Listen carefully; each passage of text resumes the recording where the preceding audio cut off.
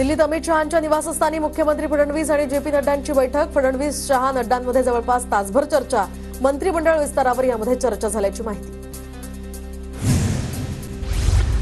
मंत्रिमंडळ विस्तारासंदर्भात मुंबईत आज माहितीची बैठक होण्याची शक्यता। मुंबईमध्ये तिन्ही नेत्यांची वर्षावर बैठक होणार, सूत्रांची माहिती। मुख्यमंत्री देवेंद्र फडणवीसांच्या राजधानी दिल्लीमध्ये भेटीगाठी, तर नितीन गडकरी राजनाथ सिंहांच्या निवासस्थानी फडणवीसांची भेट, तर राष्ट्रपती भवनात दाखल होत राष्ट्रपती द्रौपदी मुर्मूंची सुद्धा घेतली भेट। काही खात्यांवर महायुतीमध्ये समन्वय होत नसल्यामुळे भाजपची ही यादी लटकली। दिल्लीतनं अद्याप भाजपच्या संभाव्य मंत्र्यांना विचारणा नाही, सूत्रांची माहिती। शिंदे गटामध्ये इच्छुकांसाठी 2.5 वर्ष मंत्रिपद, तर इच्छुकांना नाराजांना थोपवण्यासाठी शिंदेंचा तोडगा। शिंदे गटाला 10 कॅबिनेट, तर राज्यमंत्रीपद 3 मिळणार, सूत्रांची माहिती। शिंदे गटात मंत्रिपदावरून रस्सीखेच, तानाजी सावंत, संजय राठोड, अब्दुल सत्तार, गुलाबराव पाटील आणि केसरकरांच्या नावाला शिंदे गटातूनच विरोध, सूत्रांची माहिती। तर या नावांवर भाजपचा सुद्धा आक्षेप। भाजपचे प्रदेशाध्यक्ष बावनकुळेंची काल एकनाथ शिंदेंसोबत बैठक। मंत्रिमंडळ विस्तारासंदर्भात या दोघांमध्ये तब्बल 1 तास चर्चा, तर तिन्ही पक्षांमध्ये समन्वय राहावा यासाठी भेट घेतल्याची बावनकुळेंची माहिती। काही खात्यांवरून महायुतीतल्या असमन्वयामुळे मंत्रिमंडळ विस्तार रखडल्याची चर्चा, तर अद्याप भाजपची सुद्धा यादी फायनल नाही, तर येत्या 1 ते 2 दिवसात विस्तार होणार असल्याचा शिरसाट यांचा दावा। छत्रपती संभाजीनगरमधील रमेश बोरणारे, प्रदीप जयस्वाल, विलास भुमरेंच्या नावाची चर्चा, तर अतुल सावे, प्रशांत बंब, शिरसाटांसह इतर नावही चर्चेत। 3 नवीन चेहऱ्यांना मंत्रिपद मिळण्याची शक्यता। शिवसेनेच्या आमदारांनी उपमुख्यमंत्री एकनाथ शिंदेंची घेतली भेट, तर 2 टर्म्स मंत्री असलेल्यांना डावलून नवीन चेहऱ्यांना संधी देण्याची यत्न मागणी, सूत्रांची माहिती। शिंदेंना गृह खातं मिळावं यासाठीचा आग्रह सोडलेला नाही, आमचा आग्रह कायम असला तरी शिंदे निर्णय घेतील, गुलाबराव पाटलांचं विधान। 14 तारखेला मंत्रिमंडळाचा विस्तार होणार असल्याची जय पवार यांची माहिती। अजितदादांचा नागरी सत्कार करण्यात येणार असून विकास कामं लवकरात लवकर पूर्ण करायची आहेत, असंही वक्तव्य। महाविकास आघाडीतील काही खासदार भाजपच्या संपर्कात, भाजप महाविकास आघाडीला धक्का देण्याच्या तयारीत, तर भाजप महाराष्ट्रामध्ये मिशन लोटस राबवण्याची शक्यता, सूत्रांची माहिती। वारंवार ऑपरेशन लोटस राबवून देशातली लोकशाही संपवायची आहे, जनता यांचा योग्य वेळी बंदोबस्त करेल, विजय वडेट्टीवारांची प्रतिक्रिया। तर काँग्रेसमध्ये अनेक लोक नाराज, त्यांच्याकडे निवडून आल्यानंतर कुणी फिरकूनही पाहत नाही, भाजप पक्षात येणाऱ्यांचं नेहमी स्वागतच, चंद्रशेखर बावनकुळेंचं विधान। तर आमचे खासदार आमच्या सोबत, खासदार कुठेही जाणार नाहीत, बावनकुळे यांच्या वक्तव्यावर काहीही बोलणार नाहीत, नाना पटोलेंची प्रतिक्रिया। ऑपरेशन लोटस नाही तर भाजपचं ऑपरेशन डर चालतं, यंत्रणेची भीती दाखवून भाजपनं शिंदे अजितदादांना फोडलं, संजय राऊतांचाही निशाणा। निवडणूक निकालाला 18 दिवस पूर्ण, तरी सुद्धा काँग्रेसच्या गटनेत्याची निवड नाही, गटनेता निवडला नसल्यामुळे पक्षातील नेत्यांची अस्वस्थता वाढली, सूत्रांची माहिती। विरोधी पक्षनेते पदासाठी अद्याप अर्ज नाही, विरोधकांकडून आता अर्ज आल्यानंतर विचार केला जाणार, विरोधी पक्षनेते पदावरून विधानसभा अध्यक्ष राहुल नार्वेकरांची माहिती।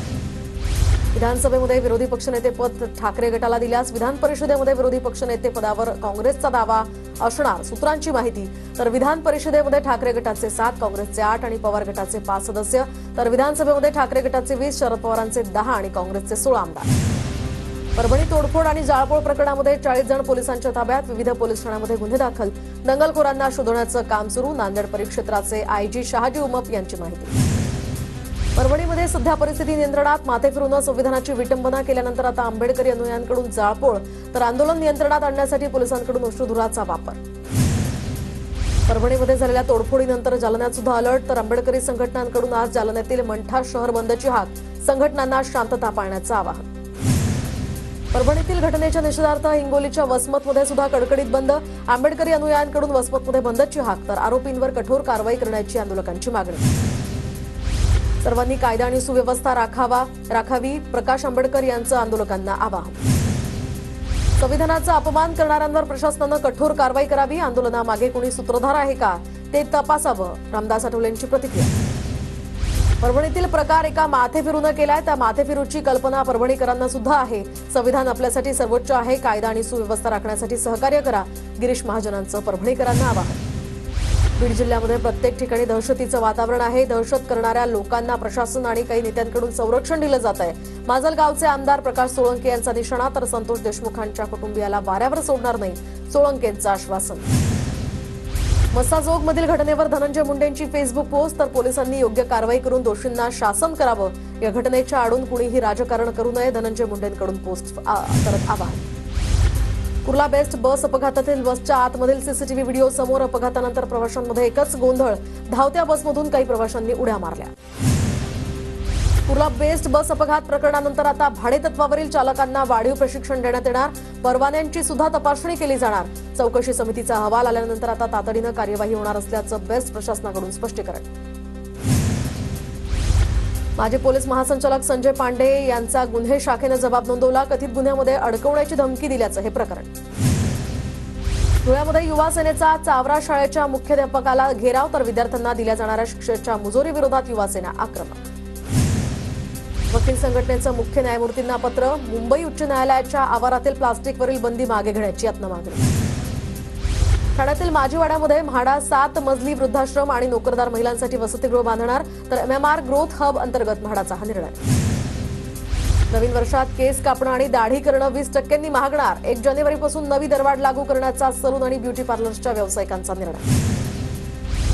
शिक्षकांच्या पगारामध्ये 20% वाढ होणार. महायुती सरकारनं 14 ऑक्टोबर 2024ला निर्णय घेतला होता, मात्र आचारसंहिता लागू झाल्यानं या निर्णयाला स्थगिती देण्याची वेळ ओढवली होती. 1 जूनपासून शिक्षकांना वाढीव अनुदान मिळण्याची शक्यता. आरोग्य विभागाचा 2.5 लाख दुर्धर आजाराच्या रुग्णांना मदतीचा हात, तर पॅलिएटिव्ह केअर केंद्रामार्फत रुग्णांवर विशेष उपचार होणार. MBBSच्या आता परीक्षा केंद्रांवर ईमेलद्वारे प्रश्नपत्रिका पाठवणार. पेपरफुटी रोखण्यासाठी आरोग्य विद्यापीठाचा निर्णय. राज्यातील 50 परीक्षा केंद्रांवर 2 ते 16 डिसेंबर दरम्यान परीक्षा. मालाडमधील जनकल्याण नगर यासह अंबोजवाडी आणि अजमी नगर भागामध्ये आज रात्री 10 ते शुक्रवारी सकाळी 8 वाजेपर्यंत पाणीपुरवठा बंद. जलवाहिनी दुरुस्तीचं काम हाती घेतल्यामुळे हा निर्णय. मुंबईमध्ये प्रदूषण नियंत्रणाचे नियम मोडणाऱ्या 474 बांधकामांना पालिकेची कारणे दाखवा नोटीस. प्रदूषण नियंत्रणाच्या उपाययोजना केल्या नाहीत तर काम बंदची कारवाई होणार, पालिकेचा इशारा. वाहतूक कोंडी रोखण्यासाठी या ठिकाणी उपयुक्त ठरणाऱ्या पुणे रिंग रोडसाठी 200 हेक्टर भूसंपादन बाकी, तर 500 कोटींच्या निधीची रस्ते विकास महामंडळाकडे मागणी. 5 वर्षात 50,000 एकर द्राक्ष लागवड क्षेत्रामध्ये घट, तर राज्यामध्ये 50,000 एकर द्राक्ष बागेवर कुऱ्हाड. उत्पादन खर्च वाढल्यामुळे शेतकऱ्यांचा अन्य पिकांकडे कल. जळगावच्या नेरी गावामध्ये मोठ्या प्रमाणात वृक्षांची कत्तल. पर्यावरण प्रेमींकडून यावर संताप. वन विभागाच्या वरिष्ठ अधिकाऱ्यांकडे वृक्षतोडीची दखल घेण्याची मागणी. पुढच्या महिन्यामध्ये धुळे जिल्हा परिषद सदस्यांचा 5 वर्षांचा कार्यकाळ पूर्ण होणार. जिल्हा परिषद सदस्यांकडून 6 महिने मुदतवाढ देण्याची सुद्धा मागणी.